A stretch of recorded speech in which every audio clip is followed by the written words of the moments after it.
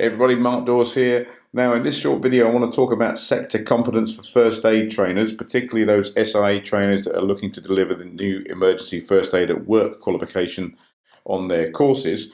I've done a video on this already about sector competence, but this document was sent to me by a very good friend of mine called Stuart Gavin.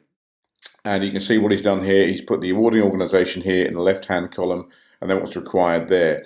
So if we click on this doc here, this firstaidawards.com doc,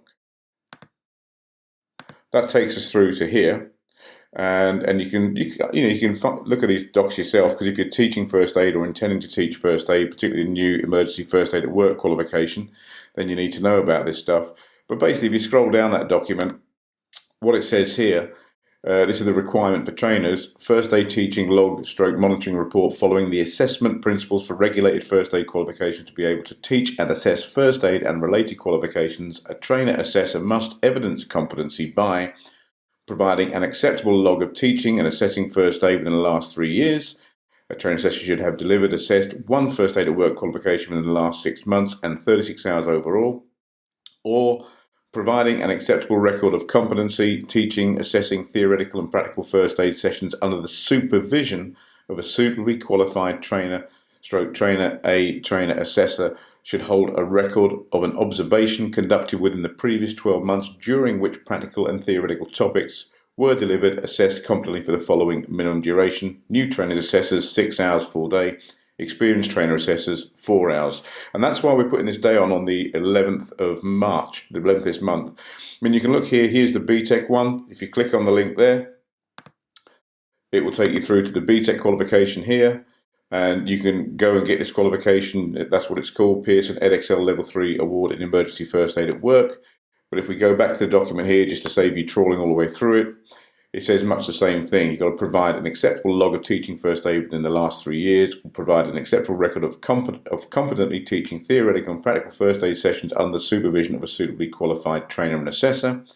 Go to the Highfield document here. We'll just bring that up here. Here's the Highfield document there.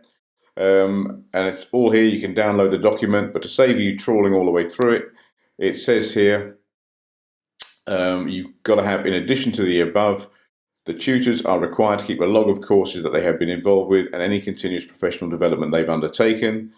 Industry qualifications document is here. We'll click on that. Here it is. Again, another comprehensive document. You can get these. You can go and download these yourselves.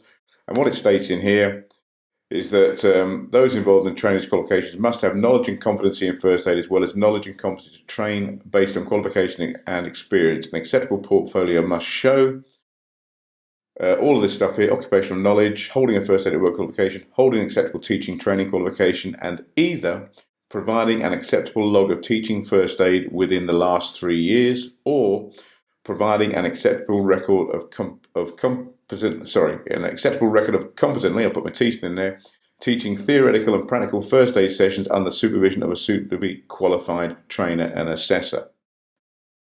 And that's why we've put this day on. This one-day first aid trainer sector competence course for SIA licensed linked trainers who want to run the emergency first aid at work course. It's there. It's the 11th of March. That's the only date we're doing it this year.